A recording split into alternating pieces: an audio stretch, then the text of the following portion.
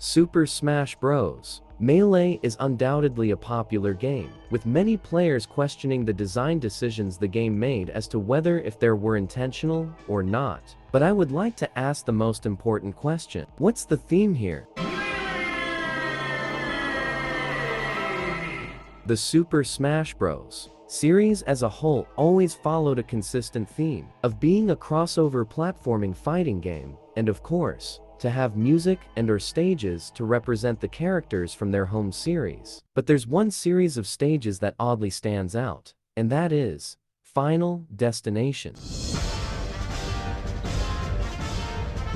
Final Destination is a boss stage in the Super Smash Bros. Series, and in Super Smash Bros. Melee, you play the game's classic mode, fighting random characters on multiple stages. Once you make it to the end of classic mode, you're greeted with a sentient giant hand, fighting on the stage that's just as mysterious as him. Which raises some questions. What's the aesthetic here? What the heck is happening? Melee's version of Final Destination in particular interests me, not because of the Fox-only items off meme, but because of how mysterious the game feels with its theme, or lack thereof.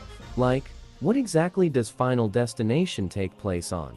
Is it space? Is it a simulation? Is it an alternate dimension? What's interesting is that this mysterious, unsettling nature of the game is everywhere. To the background selection screens being dark, to the target smash stages and special stages having this voodoo vibe with shapes and a dark blue background to them. And even the victory screen in Versus mode is just black. Disgusting black. And in Super Smash Bros. Melee's adventure mode, just like in classic mode, you can fight on a stage called Battlefield, which coincidentally shares a similar design aesthetic to Final Destination. Coincidence? I think not! There's an animation that plays where you can literally fight metal versions of Mario and Luigi.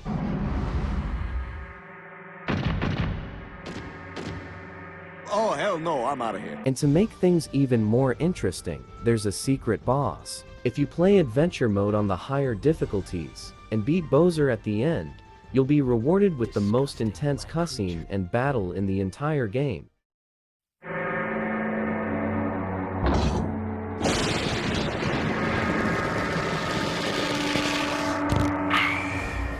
This is Giga Bowser, the most questionable character in this entire series. The music from Final Destination gets a remixed version just for this fight. According to the information I could find, despite Giga Bowser being an obviously buff version of regular Bowser, he isn't really based off of anyone else. Giga Bowser even has a Smash logo, and not a mushroom logo, implying that he's a Smash original character, just like the hands and the wireframes. The game has an event mode, where you can play scripted matches based off of a specific theme. One of the matches, what a surprise, is about Giga Bowser, who is teamed up with the legendary Pokemon Mewtwo and Ganondorf. who are going to fight you. But why these three? Is it because they all have shadow effects when they attack? Coincidence? I think not! From what I can gather, apparently, the man himself, Masahiro Sakurai, created the horrifying beast as an interpretation of Bowser's 8-bit sprites as a frenzied, terrifying monster.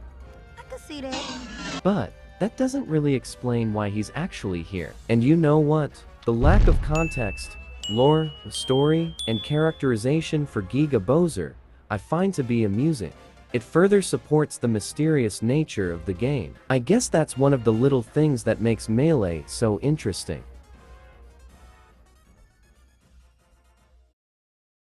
Yes, we give the audience what it wants. Smash that like button and subscribe.